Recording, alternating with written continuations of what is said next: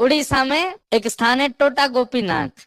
कौन से? तो वहां के जो पुजारी जी थे वो सेवा करते करते उनकी कमर झुक गई, और जैसी कमर झुकी तो अब वो ठाकुर जी को चंदन लगाते तो माथे की जगह नाक पे लग जाता, आंख पे लग जाता, गाल पे लग जाता, होठ पे लग जाता।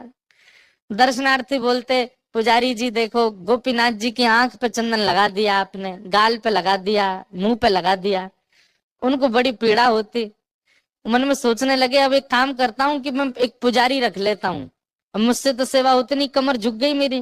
पुजारी जी जैसे ही मंदिर में आए और सेवा के लिए प्रस्तुत हुए, एक दिन की सेवा पुजारी जी ने कर दी।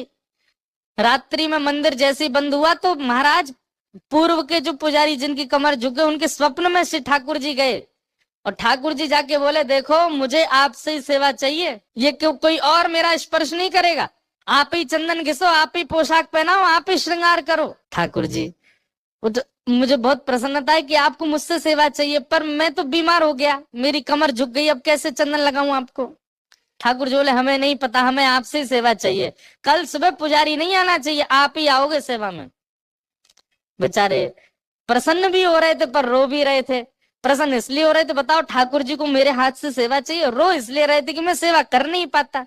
दूसरे दिन स्नान करके मंगला में जैसे ही मंदिर में प्रवेश किया तो क्या देखा, तो जैसे हम बैठे हैं सुख आसन में, ठाकुर जी नीचे ही बैठ गए, बोले लो हम भी बैठ गए, अब करो हमारी सेवा। तो उनका नाम पड़ गया टोटा गोपीनाथ। पर एक टोटा गोपीनाथ है जहाँ बैठे हुए हैं ठाकुर।